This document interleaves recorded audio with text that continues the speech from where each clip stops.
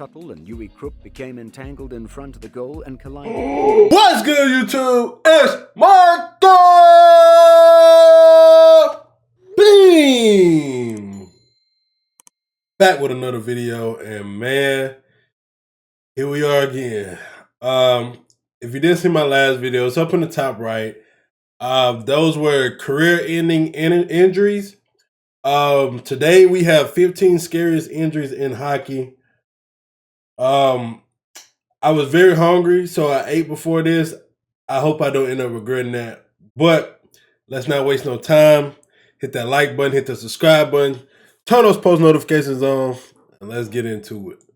I'm pretty sure NHL Thank you, Jesus, for allowing us to be here. And prayers to all these people, man. players know the sport is dangerous when they first sign up. But I bet some of them didn't know they're signing up for getting paralyzed, losing half of their blood on the rink, or even dying. Oh my goodness. Here are the worst injuries in NHL history. Number 15. Borja Salming's face being stepped on. The His King face may got have broken stomped on? NHL's European barrier, but in a 1986 game against the Detroit Red Wings, the Hall of Fame defenseman had his face broken open. Gerard Gallant stepped on Salming's face when he was lying in front of the goal. Salming needed facial surgery, and while the actual number of stitches is uncertain, it's estimated to be around 250. It looked like a softball after the game, remarked Maple Leafs winger Steve Thomas.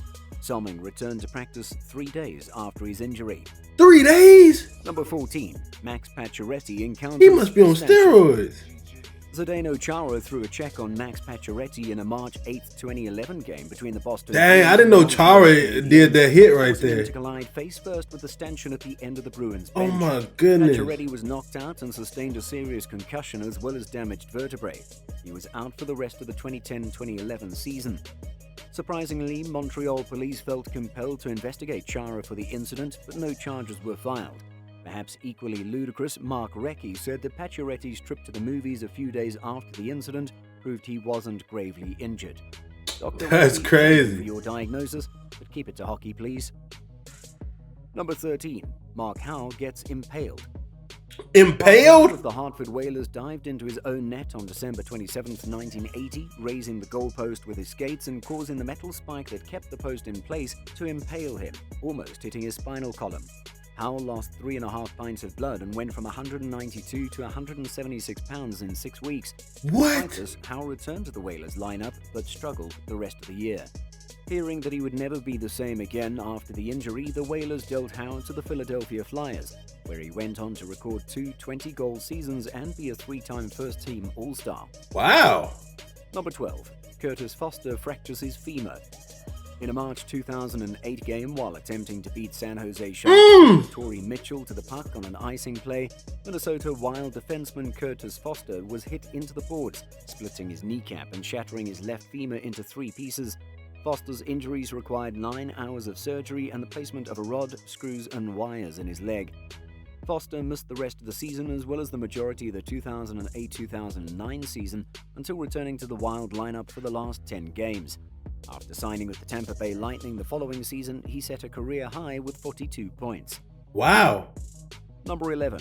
Eddie Shaw. Bro, bro, I ain't gonna lie, shattered my femur?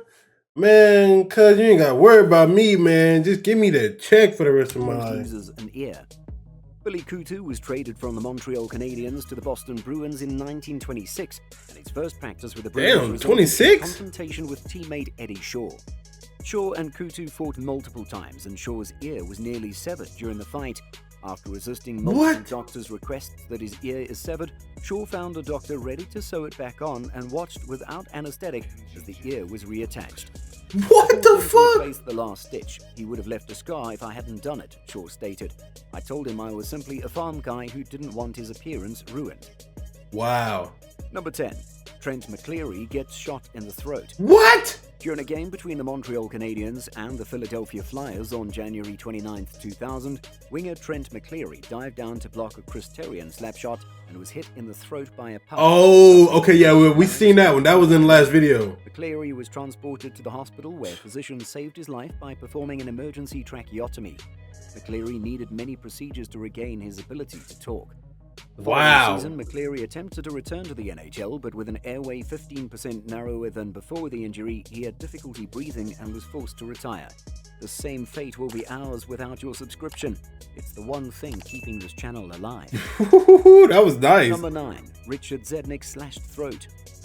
Olli Jokinen was taken down by Clark MacArthur in a game between the Florida Panthers and the Buffalo Sabres on February 10, 2008, and as he fell to the ice, narrowly missing his jugular vein. Zednick was transported to the hospital where an hour of surgery was required to reattach the artery. Zednick was out for the rest of the season but returned to the Florida Panthers for his final season in 2008-2009. What? Number 8. Gordie Howe's skull fracture. Gordie Howe played professional hockey until the age of 52, but his epic career nearly ended 30 years earlier. Howe attempted to check Ted Kennedy in a 1950 playoff game between the Red Wings and the Maple Leafs. Why he don't got a helmet on? First into the boards, breaking his skull and putting him unconscious. Breaking his skull? He feared for his life while surgery to relieve pressure on his brain was undertaken. Howe returned the next season and led the league in scoring by 20 points, winning his first of 4 consecutive Art Ross trophies. That's crazy as hell. History. Number 7. Ace Bailey's career coming to an end. The former Maple Leafs player's career ended on December 12, 1933 at Boston Garden. Eddie Shaw went toward Bailey and tripped him from behind, enraged by a punch from defender King Clancy. Bailey's head was fractured as he fell through the ice. Bailey was transported to the hospital, but his death appeared impending after suffering from brain hemorrhaging that night. What? Bailey's odds of survival were bleak after 2 procedures to alleviate pressure on his brain, but he recovered. The NHL conducted its first All-Star game on February 14, 1934 to raise funds for Bailey and his family. Prior to the game, Ace Bailey and Eddie Shaw shook hands, indicating that they had reconciled. Wow. Number 6. Ted Bro Green almost was killed him. compromised.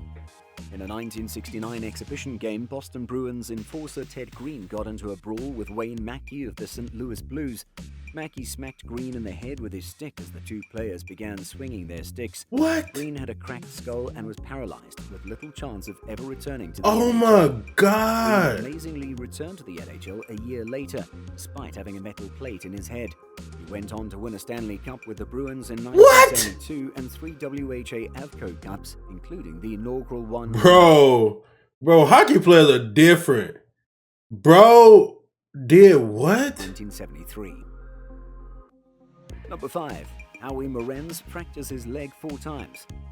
In the first 4 game times? between the Montreal Canadiens and the Chicago Blackhawks on January 28, 1937, Montreal Canadiens icon Howie Morenz lost his footing, tumbled to the ice, and crashed leg first into the boards, catching his left skate in the siding.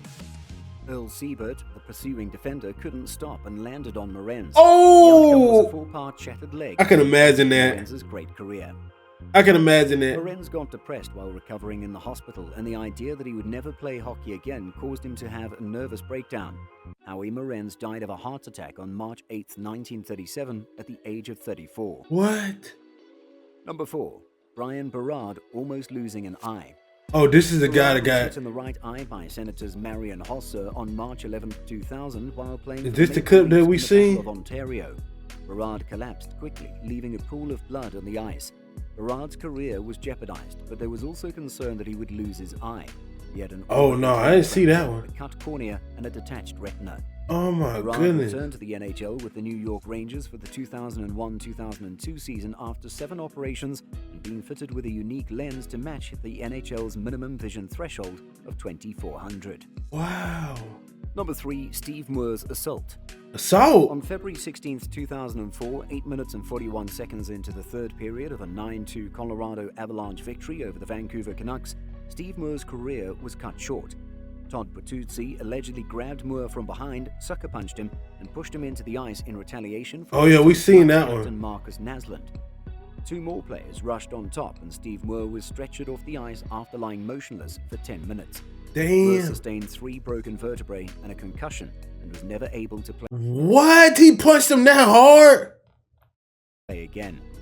Patuzzi was suspended for the incident, pleaded guilty to criminal assault causing bodily harm, and the 2 sides struck a compromise on a civil complaint in the summer of 2014, more than 10 years later.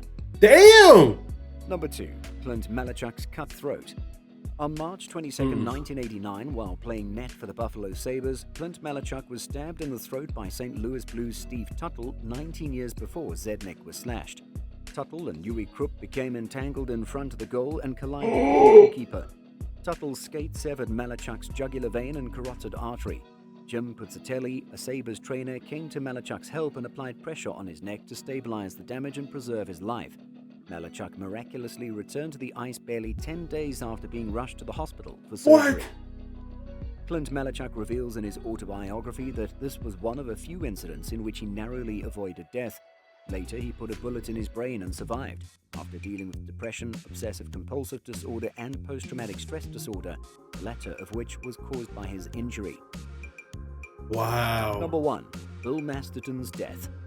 As a member of the Minnesota North Stars on January 15, 1968, Bill Masterton was hit by Oakland Seals defensemen Larry Cahan and Ron Harris and tumbled backwards, falling on his head and knocking him unconscious.